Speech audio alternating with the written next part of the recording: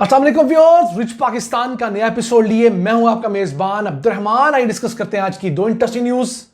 पाकिस्तान ने समंदर से जमीन और समंदर तक मार करने वाले बैलिस्टिक मिसाइल का कामयाब तजर्बा किया है और यह बैलिस्टिक मिसाइल 1 मिनट से भी कम मुसाफत में 200 किलोमीटर का फासला तय कर सकता है।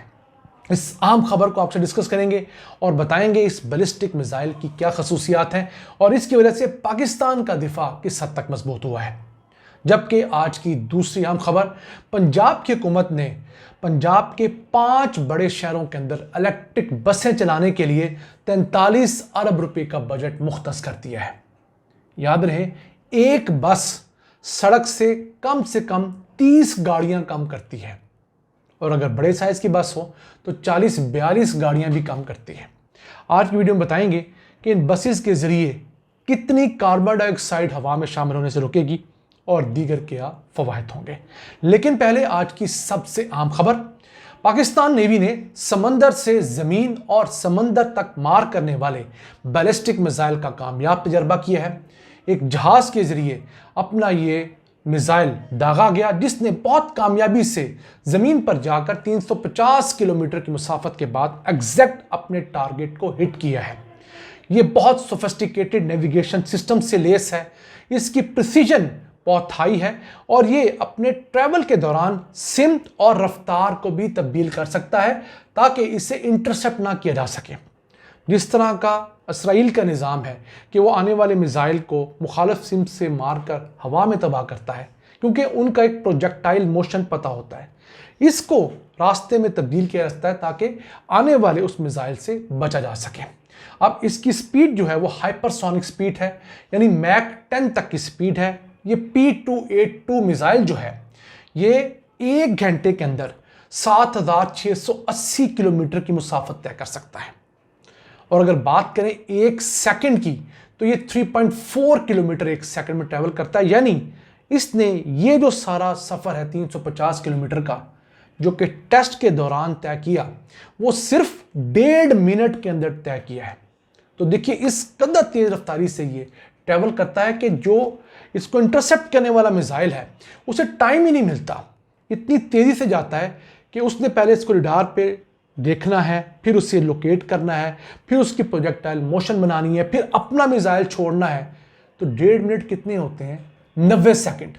तो अगर 90 सेकंड के अंदर ये कारनामा हो सकता है तो ये पाकिस्तान के लिए बहुत बड़ा एज है। अब पाकिस्तान का मसला ये था कि हमारे पास इंडिया के मुकाबले में एयरक्राफ्ट कैरियर नहीं है।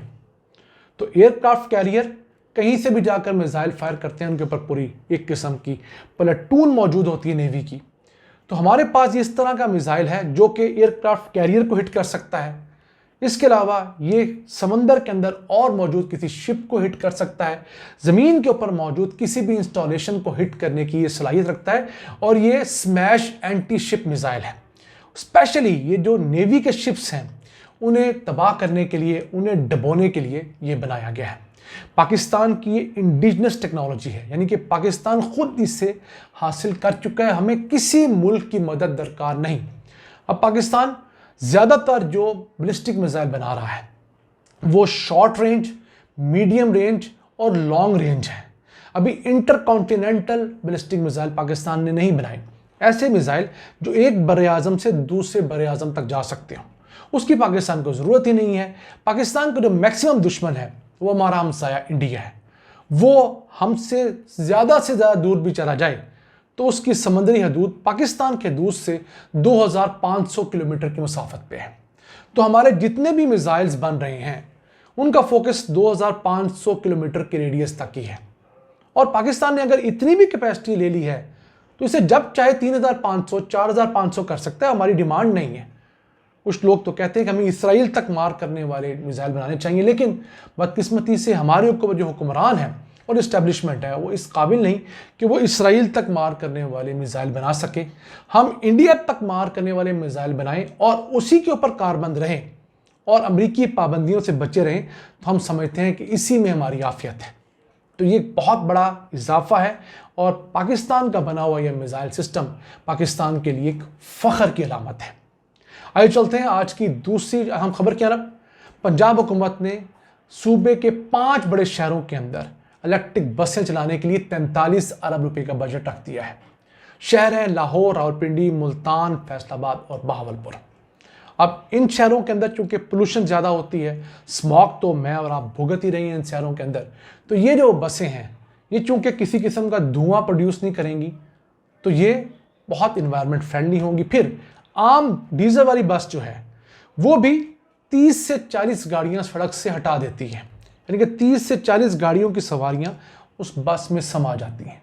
अगर मेट्रो के रूट्स हों जिनमें 80-80 सवारियाँ बैठ जाती हैं तो वहाँ पर तो 50-60 गाड़ियों की सवारियाँ जो है बैठ सकती हैं। तो ये तो वैसे इलेक्ट्रिक हैं, ये तो किसी किस्म का कोई धुआं ही प्रोड्यूस नहीं करती, तो ये उस हिसाब से बहुत ज़्यादा बेनिफिशियल है। फिर चूंकि गाड़ियाँ कम होंगी सड़कों पे तो ट्रैफिक जैम ऑटोमेटिकली कम होगा और जो बस का सफ़र है वो गाड़ी की निस्बत 10 गुना सस्ता और सेफ तस्वर किया जाता है, क्योंकि इसमें एक्सीडेंट के चांसेस बहुत कम होते हैं। गाड़ियों में एक्सीडेंट के चांसेस ज़्यादा होते हैं, एवरेज ज़्यादा होती है और पैसे के लिहाज से तो बहुत ज़्यादा सस्ता है ही है। फिर जो कार्बन डाइऑक्साइड प्रोड्यूस होती है, अगर एक शख्स एक गाड़ी चलाता है तो वो ऑन एवरेज 4800 पाउंड एक साल के अंदर कार्बन डाइऑक्साइड पैदा करता है। वही शख्स अगर इलेक्ट्रिक बस में सफ़र करेगा तो वो किसी किस्म की कार्बन डाइऑक्साइड पैदा नहीं करेगी। और ये इलेक्ट्रिक बसेस चार्ज किससे होंगी? ये सोलर से चार्ज हो सकती हैं, ये विंड से चार्ज हो सकती हैं, ये हाइडल एनर्जी से चार्ज हो सकती हैं। ये वो 3 बड़े ज़राए हैं जिसके अंदर किसी किस्म की कोई पोल्यूशन पैदा नहीं होती। फिर ये न्यूक्लियर एनर्जी से चार्ज हो सकती हैं, वो थोड़ी ज़रूर पोल्यूशन पैदा करता है। फिर जो कोल है या गैस है या फर्नेस ऑयल है, वो तो कोल बेस्ड तमाम प्लांट जो है वो पोल्यूशन पैदा करते हैं, लेकिन वो प्लांट चूँकि बड़े होते हैं, मोर एफिशिएंट होते हैं, तो वो निस्बतन कम पोल्यूशन पैदा करके ज़्यादा बिजली पैदा करते हैं, ज़्यादा बसें चला सकते हैं। जबकि उतनी ही सलाहियत के अगर इंजन्स के अंदर डीजल डाला जाए और उनसे ये तमाम बसें चलाई जाएं तो कई गुना ज़्यादा पोल्यूशन पैदा होगी। नाज़रीन, पाकिस्तान के पास भी ये बेहतरीन मौका है कि हम दुनिया भर में होने वाली ये इलेक्ट्रिक ट्रांसफॉर्मेशन का हिस्सा बने। यहाँ पर ना सिर्फ ये बसें चलाएं बल्कि ये बसें बने भी पाकिस्तान में।